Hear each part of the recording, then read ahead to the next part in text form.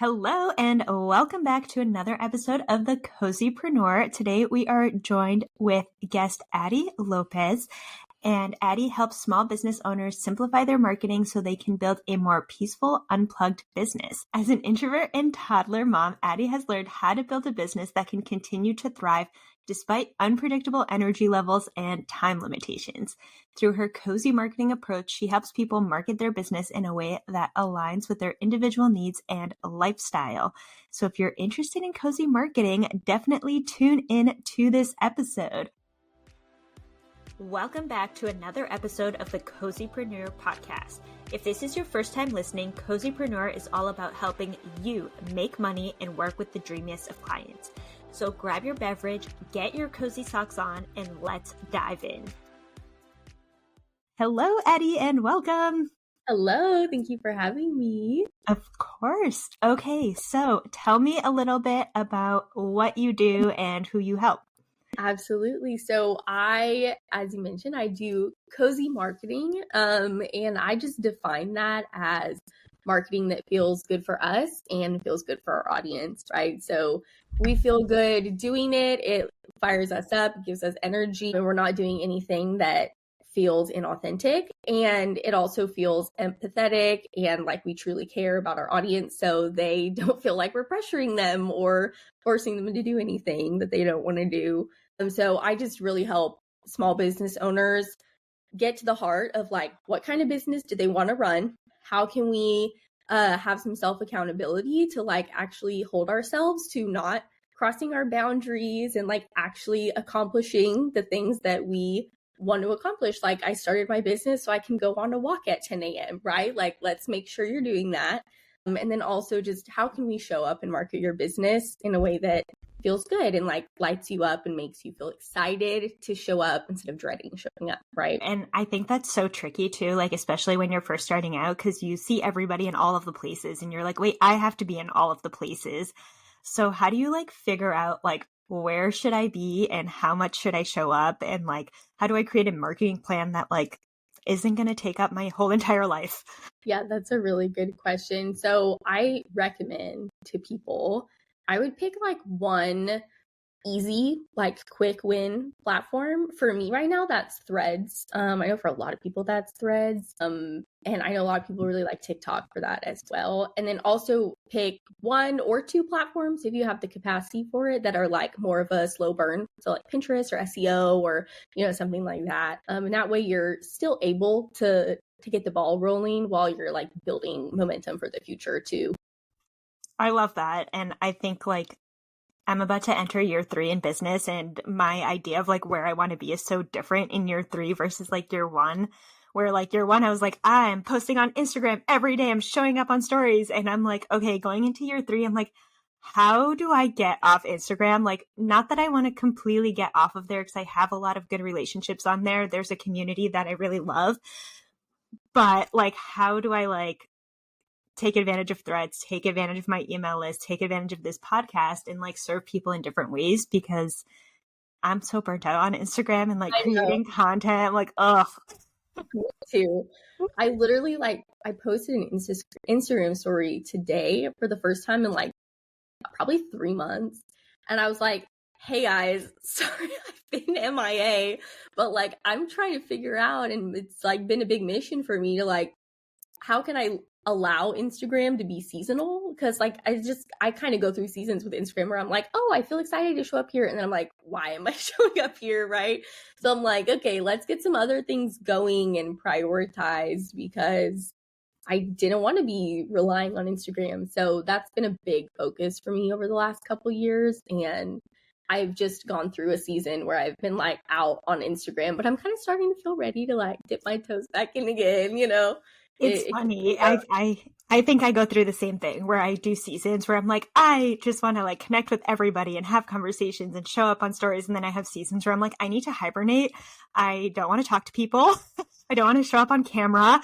And like, I'm not somebody who's like, I need to do my hair to like show up on camera. Like, no, I'm showing up in this hoodie that I'm currently wearing, but it's still like, it's exhausting to like be on all the time. And I think Threads is nice because it doesn't feel like I'm like on. I'm just like, here's a random thought that I'm having. Instagram is tough too, because like if you stop showing up consistently, they like punish you for it. So that's why I'm like, let's get on some other platforms. And that's like how we can make our marketing feel cozy. Is like, let's stop like relying on the platforms that drain us. Like if someone told me that I had to show up on LinkedIn, I would die. Like that's just not my vibe, right? So I'm like, I'm not going to show up on LinkedIn. Like it's just way too stuffy for me. Some people love it and like it works great for them. So that's a huge thing of what I help people figure out. It's like, first of all, where are your people hanging out? And then like where do you want to show up, right? And how can we kind of like find a happy medium with all of that? Because it is just not fun whenever you're like, I need to market my business because I need to reach people, right? I need to connect with people, but I hate the way that I'm doing it and I just dread showing up, right? And then that energy shows through too. People are like, oh, you're kind of just here because you have to be, right? And so like the energy behind it makes a huge difference too. Yeah, and it's like also like, I think it's like the quality versus quantity type thing where like, yes, you want to create this like holistic experience for your audience, but like if you are spread too thin, then like the experience is not going to be good on any one platform. And so like it does make sense to like focus on one or two so that you can really build like a strong community. And then like when you're ready, when you have the capacity to like outsource or like, you know, build your team, or you're like, hey, I figured out the science behind LinkedIn, like let me add something on. I think that that's what's going to keep you from like burning out on content creation, because like you still have a job, you still have to do the actual service that people are paying you for. Right. Yeah. Well, and another thing I've noticed is like, I don't think people put enough emphasis on evergreen content like a podcast or like blogs or anything like that. And you don't even have to like SEO optimize your blogs. It's just like, where are you creating like a little collection of like assets and content that people can go explore if you're not like showing up every day? I think that's maybe something that people try to prioritize short form content, and then they like feel stuck because if they're not doing short form content, then people are not hearing from them. They don't have anything to experience or engage with. And so it's like, how can we create some areas like a podcast or a YouTube channel or something that people can still hear from you when you're not like showing up every single day, right? And then how can we utilize like email and lower lift things to like help guide people towards that content? Because that way you're just compounding your energy. You're not like showing up every single day feeling like you have to start over. It's like, oh, this thing I'm doing, it's like, it's going to be here, like this podcast episode that we're recording. People can come back and listen to it in a year, you know, and still gain a lot from it. So it's, yeah, I think that's something that's really important for people to think about is like, what am I putting my energy into? And how is it going to help me like in a month or in a year versus just today, you know? And I think having those long form pieces of content, like the podcast, like blogging, like that makes short form content so much easier because you're planning like big picture and then you're working backwards. Like, oh, you know what? Like I can take this podcast episode and create like 7 posts and just link the podcast episode and be like, hey, like come listen to this podcast. And that's like a low lift, but it's also, you know, getting people into my world, getting people into your world. And what are the simple ways that like you can do that? Yeah. And it helps you refine your message too. Like, say, I always tell people like sitting down to write an 1,800 word blog post will do a lot more for your brain than like 100 Instagram posts ever could. You know what I mean? Because you have to think so deeply and like so strategically about how am I going to express this idea in more than just like a little blurb. You know, like how can I open this up and explore what to say, right? I think the podcast episode is the same way. Like, how can I talk for 20 minutes about this topic? Like, what do I need to say? And so it really refines your message, and it actually makes content easier, like the short form content. You're like, oh, I've already like gone way in depth about this, so now I know how to just like riff on it real quick. Yeah. And then once you know what your message is, you're just saying the same things over and over and over again. I think I've probably said this on the podcast before, but when I was thinking about starting the podcast, I was like, well, I don't know what to say. I'm not going to be able to like talk for like 10 to 15 minutes. And my coach just like gave me this look like, yes, you can. Like, she's like, you can definitely talk. And I was like, okay. But it's like, yeah, once you like sit down and do it a few times, you're like, oh yeah, I can do this. I actually do have all of these ideas in my brain, and like just bringing them out. Yeah, and the more you create, the more ideas you get, and then the easier it is to create. It's just like pushing through that initial. I think there's a lot of resistance sometimes with people, and so they're like, "Oh, this feels hard." I'm like, "No, like it actually, it's gonna keep feeling hard until you just like push through the hard, and then it's gonna start feeling way easier." You know. So if you want it to feel easy, if you want it to feel simple, and I call it cozy, right? If you want it to feel cozy, there is like a little bit of a little period where you just got to push through. It's gonna be hard for a little bit, and then it'll start to feel a lot easier once you get in your groove and you start to get those talking points, but there's that little period of time where you have to just suck it up. Yeah, and it's also going to help too with like batching, so you can start to like schedule out like a month at a time or 2 months at a time. That's something that I help my clients with too, where like they're like, well, how do I get a month ahead? And I said, well, this week do 2 weeks of content, next week do 2 weeks of content, and then boom, like you're already a month ahead. Like just keep doing that, but also not falling into the trap of like scheduling out too much stuff, because things change and like trends change and like your message might change. So finding like that balance of like what's going to actually like make sense for your capacity and like where you are. Yeah, that's such good advice with the batching. I tend to be someone who's like all or nothing with things. So I'm like, if I don't do 90 days of Pinterest pins right now, like I'm not going to get anything done. So I've had to like work through that myself. Like, no, like I can do a week's worth of stuff and then I can touch it again next week. Like I don't have to do everything all at one sitting, so that's something I've had to work through and grow in, because I was the same way for a long time. Like, oh, I don't have time to like batch a month worth of content. It's like, you don't have to just do twice as much as you normally would in one sitting and you'll be good. It doesn't naturally either, because our brains like we're wired to just be like, let's get everything done and let's like, let's figure it all out. And so you have to kind of release that a little bit. Yeah, because it's hard, because it's like in business, you're never done. There's always more stuff that you can do. Yeah.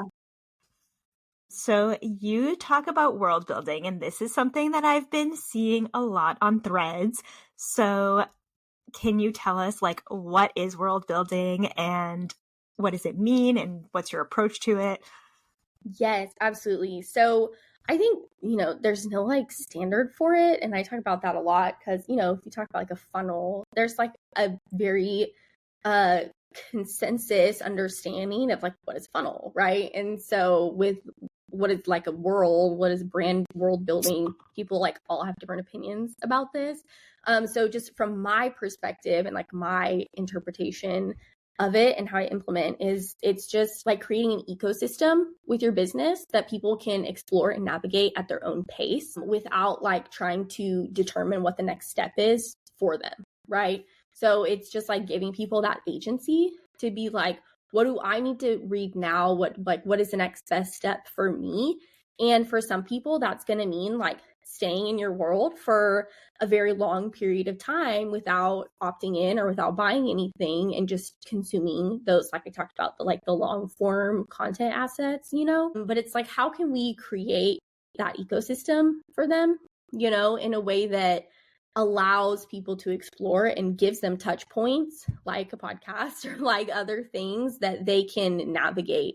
And so it really allows us to take the pressure off, because I say the way I teach it is to focus and measure relationships instead of measuring sales and transactions. Because when you focus on relationships instead of transactions, you actually end up getting both, right? So when we prioritize, like, how do I just like actually create genuine like relationships with people who just like who want to reply to my emails and who like want to leave a review on my podcast unprompted, or who want to like share my blog post with someone without me asking them to. It's through creating that relationship.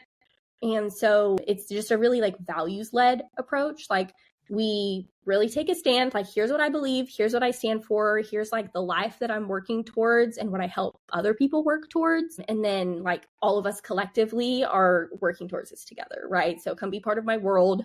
Here's what we're doing. And being like just really radically like unpressure for people actually helps them take action faster because they don't feel pressure. And so they're like, this is coming from my own desire, and they become more enthusiastic to work with you and share and all of that. Yes, I think that's going to be such a huge thing well, this will come out in 2025, but such a huge thing in 2025 of like people buying based on relationships and based on values. And like, I think it is slower than like, using like the fake urgency and like all of these like tactics that you learn. But like, I've said this before, but like, I feel like I get clients sometimes slower, but they all stick around. Like I don't lose clients. So it's like, I know my business is set up for long-term success. Yeah. I talk about that a lot too. Like the goal is client retention, right? It's not like how fast can I build this thing? I always go back to this. There's a Harvard Business Review study that they did, and they found that increasing your customer retention by 5% can increase profits by 95%. If you have 100 customers and 5 of them become repeat customers, there's like a double the profit potential, right? And so it's like, oh yeah, that makes sense. Like, let's just serve people well. Let's connect with them. Let's focus on our relationship with them and our customer experience. And then not only do they often become repeat customers, but they become like advocates for us, and they bring more people in, right? Then you start getting all of the referrals for sure.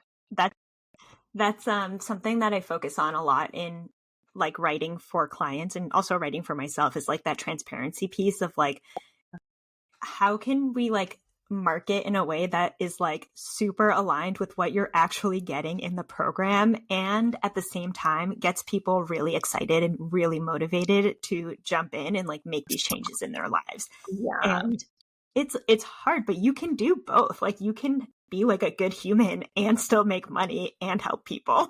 Yes. And you can help them feel good about themselves instead of feeling bad about themselves, Exactly. Mm-hmm. Do you have any last pieces of advice for our listeners? I would say like, just allow yourself to release a little bit of control, over the results. Cause I think using the urgency and the pressure and stuff, it stems from like a feeling of a lack of control, like trying to control the situation because you're not sure when the next sale is coming or anything. But taking that pressure off and just focusing on the people, like you'll start to see results probably way quicker than you expect to.